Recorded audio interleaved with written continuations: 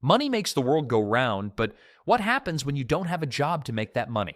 For thousands of people living on the streets, survival means getting creative, and sometimes a little crazy. From turning trash into treasure to performing Shakespeare on street corners, homeless folks have figured out ways to make money that would impress even the savviest entrepreneur. Ever wonder how someone without a home or a regular paycheck manages to eat, drink, and somehow keep going? Well, grab a seat because the answer starts in the most unlikely place. Your recycling bin. Yeah, you heard that right. One person's empty Sprite can is another person's dinner ticket. Let me break down the fascinating world of what I like to call urban mining. In states like Michigan, California, and New York, those little containers you toss without thinking twice are actually tiny treasures. Each one is worth anywhere from 5 to 15 cents. Now, before you roll your eyes thinking that's nothing, let me tell you something interesting. A determined person hitting the streets from dawn to dusk can gather up to 300 containers. Do the math. That's potentially $30 in your pocket, just from what other people consider garbage. The funny thing about bottle collecting is that it's basically like playing a twisted version of Pokemon Go. Instead of catching Pikachu, you're catching Mountain Dew bottles, and your gym battles happen at recycling centers where you wait in line with your haul. The best spawning spots? You'd be surprised. Parks are gold mines after a sunny weekend, and don't even get me started on what happens around college campuses after a big game day. It's like Christmas morning for bottle collectors, except Santa left his presents scattered all over the ground. Here's a pro tip that most people don't realize. Garbage day is actually payday for many homeless folks. While everyone else is sleeping soundly in their beds, there's a whole army of people carefully going through recycling bins, rescuing those precious containers from their journey to the landfill. And let's be honest, they're doing Mother Earth a solid while they're at it. It's probably the only job where you can say you're saving the planet while trying to save yourself. The real gold rush happens during festivals and sporting events. Picture this: thousands of people, all drinking overpriced beverages, and many of them too excited, or maybe too tipsy, to care about getting their deposit back. One person's laziness becomes another's opportunity. A single Major League Baseball game can yield enough containers to feed someone for days. But here's what makes this whole thing kind of beautiful in a weird way. While most people see a pile of trash, homeless folks see possibility. They're literally turning garbage into groceries. Every can is a bite of food. Every bottle is a sip of clean water. Some days you might only make $10. Other days you could hit the jackpot and make $50. Sure, some of that money might go to cigarettes or beer, because let's face it, when you're living on the streets, sometimes you need something to take the edge off. But what happens when bottle collecting isn't enough? Well, that's when some folks turn to another creative money-making method, selling items from donation shelters. And let me tell you, that's where things get really interesting. When life hands you donations, sometimes you've got to turn them into cash. It's a bit like running a thrift store, except your storefront is usually a street corner and your inventory comes from the kindness of strangers. Welcome to the controversial world of reselling donated goods. You know those warm, fuzzy feelings you get when donating your old winter coat? Well, that coat might end up having quite the adventure before finding its final home. While many homeless folks gratefully use donated items exactly as intended, others have discovered that a donated iPhone can fill more empty stomachs than a single meal from a shelter. These smartphones typically fetch anywhere from $20 to $50 at pawn shops. Not exactly Apple Store prices, but enough to keep someone fed for a few days. The whole thing operates like a strange sidewalk boutique. Designer clothes that didn't quite fit, those could be worth $10 to $100, depending on the brand and how desperate the seller is. It's basically the world's most informal consignment shop, where the commission rate is 100% because, well, desperate times call for desperate measures. But here's where it gets interesting, and a bit heartwarming. A good chunk of the money earned from selling these items goes to something you might not expect: pet food. Yep, you heard that right. Many homeless people have four-legged friends who mean the world to them, and they'll often prioritize feeding their furry companions over themselves. There's something both touching and tragic about someone selling a donated coat to buy kibble for their dog. The daily hustle of selling donated goods can bring in anywhere from $5 to $30, depending on what items you've got and how good you are at making the sale. It's like being a street merchant in an old-time marketplace, except instead of exotic spices, you're selling slightly used Nikes and that sweater someone's grandmother knitted that nobody wanted. Now, I know what you're thinking. Isn't it wrong to sell something that was given for free? It's complicated. Sure, donors probably imagine their old jacket keeping someone warm, not being traded for cash. But when you're living on the streets, sometimes you need money more than you need another shirt. Maybe you need medication, or maybe you need bus fare to get to a job interview. Life rarely fits into neat little boxes of right and wrong when you're trying to survive. Some cities have even seen homeless individuals set up what they call street shops, carefully arranged displays of donated goods laid out on blankets or cardboard boxes. It's like a pop-up store where the rent is free, but the risks are high, because not every cop or business owner is thrilled about unauthorized retail operations on their sidewalk. Speaking of things that not everyone is thrilled about, some folks take a different approach to acquiring items to sell. Instead of waiting for donations, they help themselves to what they need from stores. But that's a whole different story, and honestly, it's not nearly as heartwarming as the tale of someone selling a donated scarf to feed their dog. Because shoplifting isn't exactly a career choice they teach you about in high school guidance counselor meetings. But when your stomach is empty and the shelves are full, some folks decide that the five-finger discount is better than no discount at all. The shopping list for these unofficial bargain hunters usually starts with the basics: food, drinks, and those little necessities that most of us take for granted. A pack of socks might not seem like treasure to you, but try spending a week on the streets with wet feet. Suddenly, those $10 cotton blends start looking like gold. And speaking of gold, small electronics are like street currency. A stolen phone charger or a pair of earbuds can quickly turn into dinner money at the local pawn shop, usually fetching anywhere from $20 to $100 depending on what you've got. The whole thing works like a twisted version of extreme couponing, except instead of clipping Sunday papers, people are clipping security tags. The funny part? Most shoplifters don't even keep what they take. Why hold on to a jacket when you can sell it and buy 3 days' worth of food instead? It's like running a very illegal department store where everything is 100% off. But here's the kicker. While food gets stolen to fill empty stomachs, the money from selling other lifted items often goes straight to the liquor store. The logic is simple. You can always steal another sandwich tomorrow, but you can't shoplift away the pain of living on the streets. It's a vicious cycle that's about as healthy as eating gas station sushi.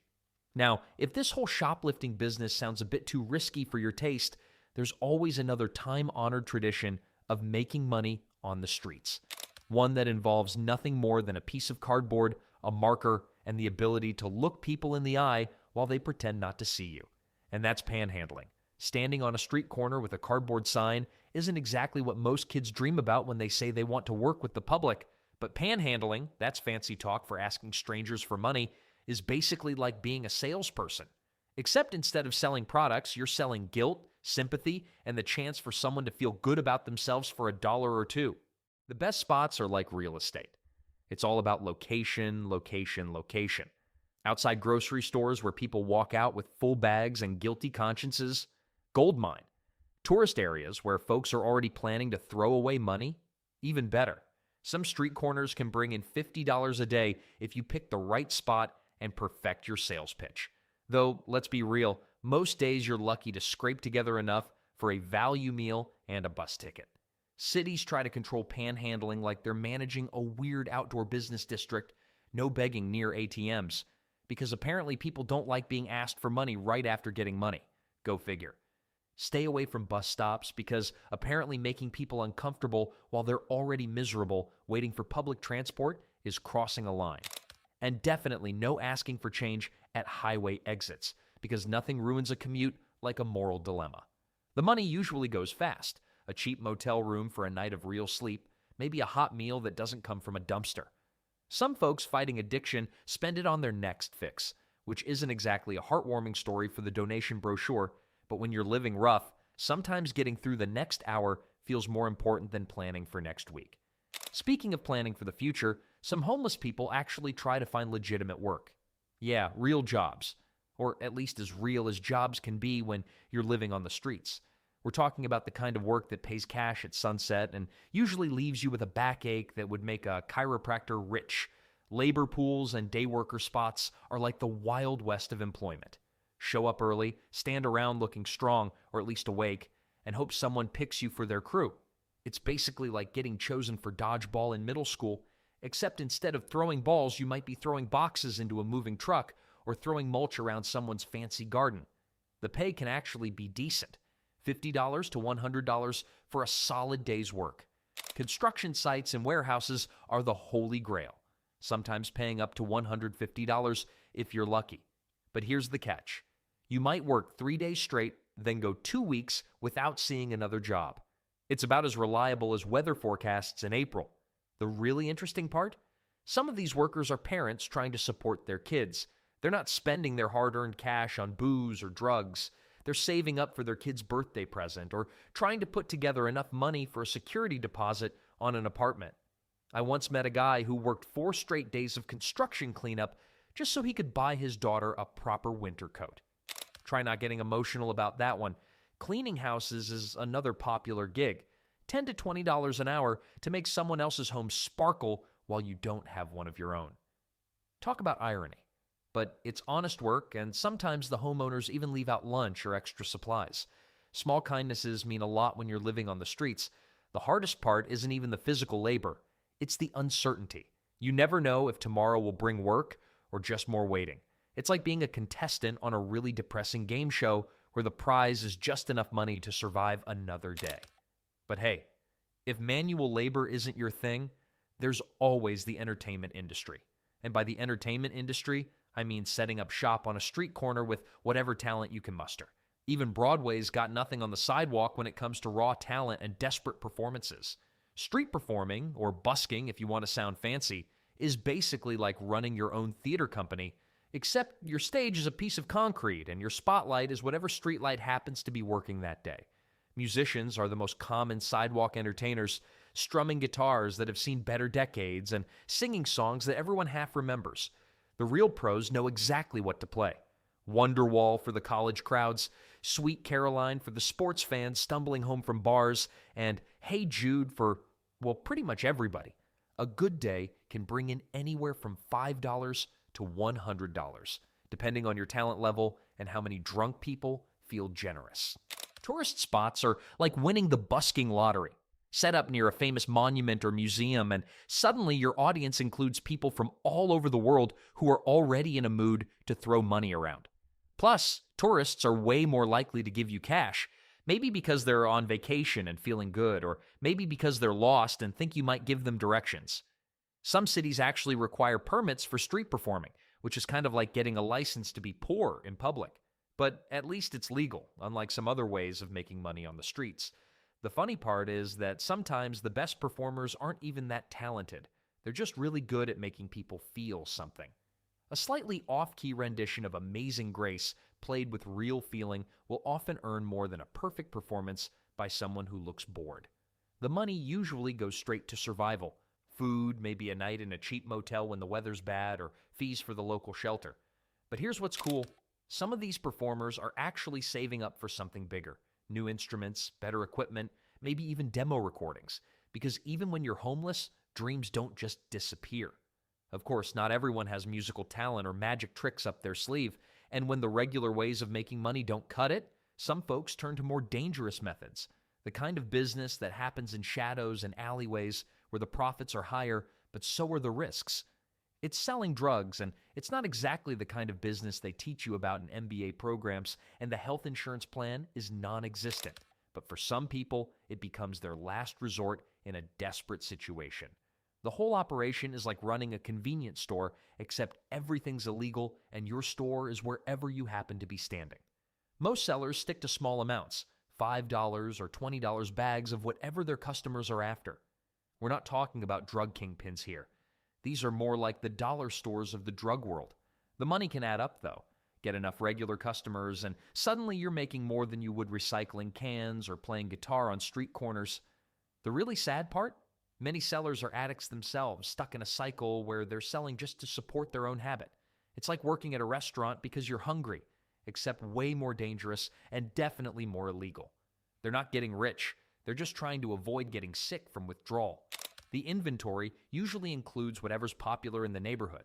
Heroin in some areas, meth in others, with crack and pills filling in the gaps. Prices stay low because, let's face it, homeless people are usually selling to other homeless people. When your customer base is as broke as you are, you can't exactly charge premium prices. There's a weird social network that develops around this whole thing. Sellers know their regulars, regulars know their sellers, and everyone knows to keep their mouths shut. It's like a dysfunctional family reunion where nobody uses real names and everyone's trying to avoid the cops. The police aren't exactly thrilled about this improvised pharmacy system, and getting caught means trading the streets for a jail cell. The money comes fast, but goes faster. Addiction makes sure of that. Whatever cash doesn't go toward buying more product usually gets spent on personal use.